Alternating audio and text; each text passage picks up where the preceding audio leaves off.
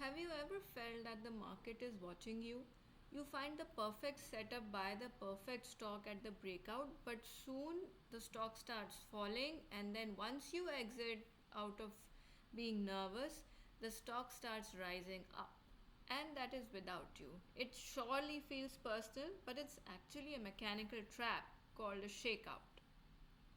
Most people think that shakeouts are fueled by fear, but let's just shift our perspective. Markets don't care about emotions, they are just based on supply and demand. So every shakeout basically asking the market a single question. After all this selling, is there anyone left in the room who still wants to dump their shares?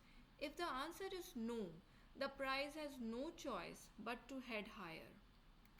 Here's a secret. Price doesn't always fall because of heavy selling.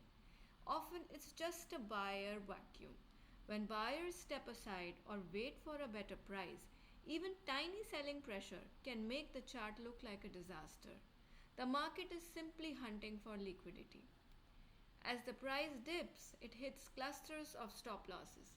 This triggers a domino effect of forced selling, releasing a flood of supply. The goal of a shakeout is to force these weak hands to reveal themselves so institutions can absorb those shares at a discount. To call it a true shakeout, you need two non negotiables.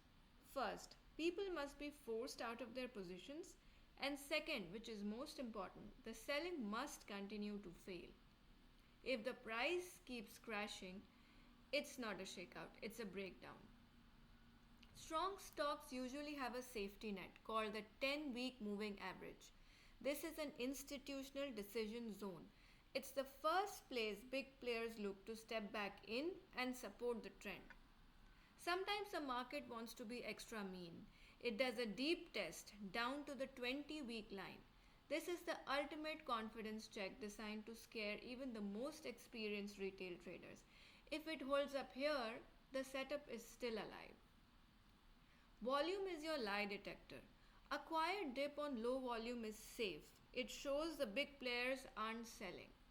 A loud dip on heavy volume is a warning sign that the selling is attracting even more sellers. So let's understand this with Mazagon Dock.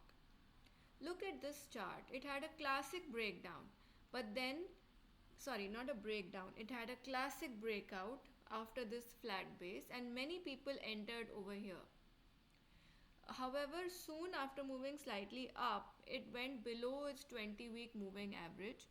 But notice here that the volume remained low. So many people would have exited at this point as the stop losses would have got triggered. But soon after that, it bounced above and the volume started trending higher. So this is actually what we call the shakeout. We can also see this on the real graph of Mazagon. So here Mazagon moved up from a flat base and soon it moved down. It even went down below the 20-week moving average. This is a weekly chart. But after that, and you can see the volume was low over here. After that, it definitely moved up and the volume trended higher. So let's just go back to our presentation. So here the bounce is your final proof. When demand returns and you see a high volume jump of that moving average, you know the test is over.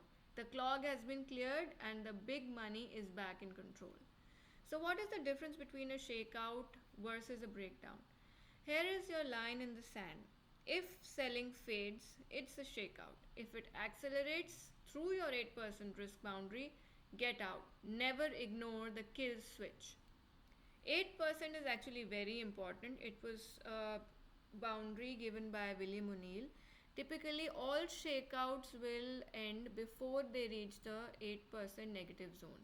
So that is your very important boundary that you must keep in mind at all times. So this is the final checklist. Before you act, run this mental checklist. Did the selling pressure fade? Did it hold key levels? If the selling continues, your job is to exit. Markets always confirm their truth if you are patient enough to observe. Final thought. In strong markets, even weakness fails. That failure is called a shakeout. This is Mindful Rupee, Market Logic. no noise. I'll see you in the next one.